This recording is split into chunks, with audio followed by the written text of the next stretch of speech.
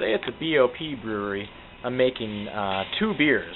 I've already scooped out grains for the American Pale Ale, but right now I'm scooping out some pale malt, which is going into a Belgian-style double. Now, I do have to work with the grains that are available here, so there are a couple grains that I would like to put into the beer that I don't have, so I had to improvise a little bit. I still think the beer is going to be just fine. And I think that, in fact, it'll probably be a bit unique, and I'm excited to try it when it's finished. This Belgian double is going to have a half pound of raisins added to it. The batch size is 6.6 gallons, and we'll be able to test it in about a month when it's finished. But I'm going to finish weighing out my grains, and then I'll see you at the mash tun.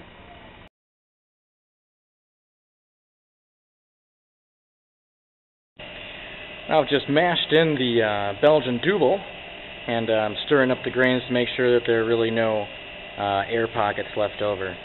To show you kind of what the brewery looks like, it's really quite nice. All steam powered for the heat. Even got a really nice wort chiller there. But this mash right here is going to be about 150 degrees or 65.5 Celsius. It's going to sit for 1 hour, and I've got some nice malts in there, so we should get just a really light chocolatey character with some prunes and natural raisins from the Crystal 150 that I added in here. That's a 150 level bond. That's the color and roast level of the Crystal.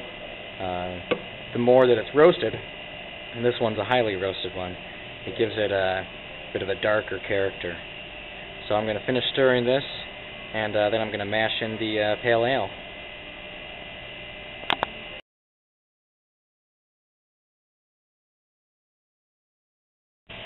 Before I mash in with my pale ale, I want to show you what the mash guard on the bottom looks like, or the false bottom.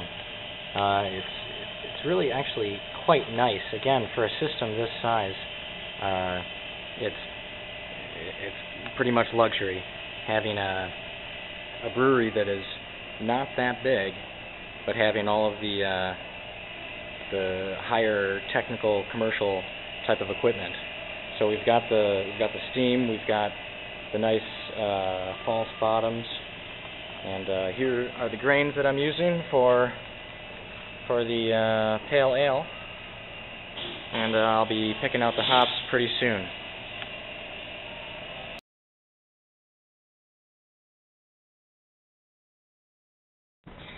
I've just finished the mash on the Belgian double, and this is roughly the color of what it's going to look like. It's actually going to be a little bit lighter because I have yet to use the sparge water that I've prepared here.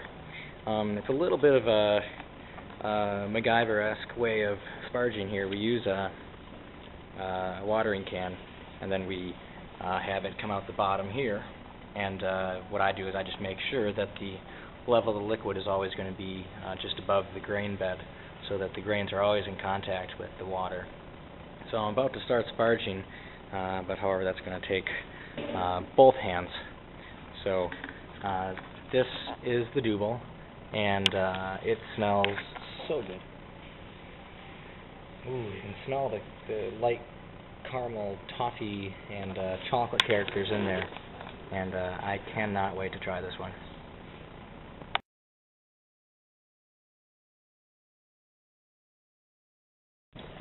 This is what the wort looks like right now. This is part of the first runnings, but it's got a nice brilliant red, ruby type of color to it. You can smell the toffee and the malt, of course. And the flavor, it's really exactly what I was looking for. It has just a touch of chocolate in there, and the rest is like a dark caramel, almost like a prune type of character. So this is the sparge that I'm doing right now, and I'm adding it to the boil kettle. So you can kind of get an idea of what the color is here. Again, it's going to be a little bit lighter because I am sparging right now, and this is the first, most potent runnings that I'm going to be grabbing from the mash tun. So what I am doing here is I turn it on just a little bit because I want to do a slow runoff. I want this to take about 25 minutes. I have to find about a pace of, that looks nice. Then I grab this, which is full of 75-degree water, which is Celsius. And I make sure that the grain bed is properly filled with liquid. Right now it's actually just a touch low, so I'll have to fill it up with another liter or so. And what this is doing is just grabbing all the rest of the sugars from the grains. Continually the fresh, clean water is going to work its way down the grain bed, and it's going to make sure I get the best efficiency possible. And also, because we use 75-degree water, that's killing off the enzymes that are making fermentable sugars. So this is ending the mash right now, as well as filling the boil kettle.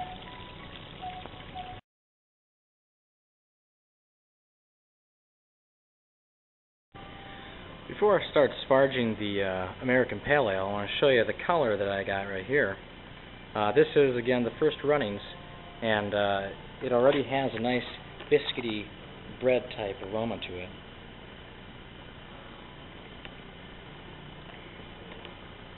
The flavor is obviously sweet, but you get a almost like a really light toffee type of character, and then the fresh loaf of bread from the oven.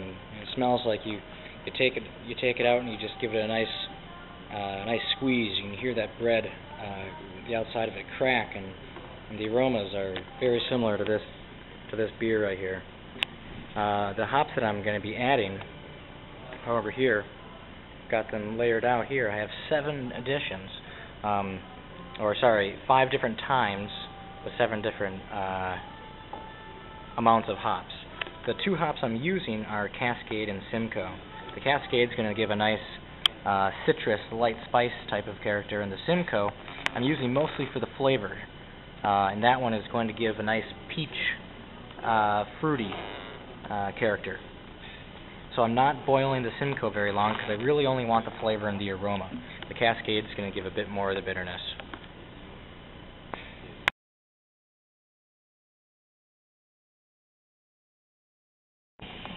Right now I'm boiling the Belgian Double and the American Pale Ale right over here. The Double did not get the evaporation rate that I was looking for. I was looking for 8 liters in the hour that I was boiling, but I only got 6. So I'm going to have to go just a little bit further to get down to the desired gravity. It might make the beer just a little bit darker, might get just a little bit more bitterness, but I started out low on the bitterness anyways. So I'm hoping that I don't get too much harshness. Instead, I just get a few more IBUs. Keep your fingers crossed. Over here I've got the Pale Ale, and actually with the lid closed it's boiling a bit more than this. The gravity on this is right where I want it, and evaporation rate is going just fine. So once these are finished boiling, we're going to cool down and put them in the fermenters. So today was a good brew day, and I'll definitely let you know how these taste.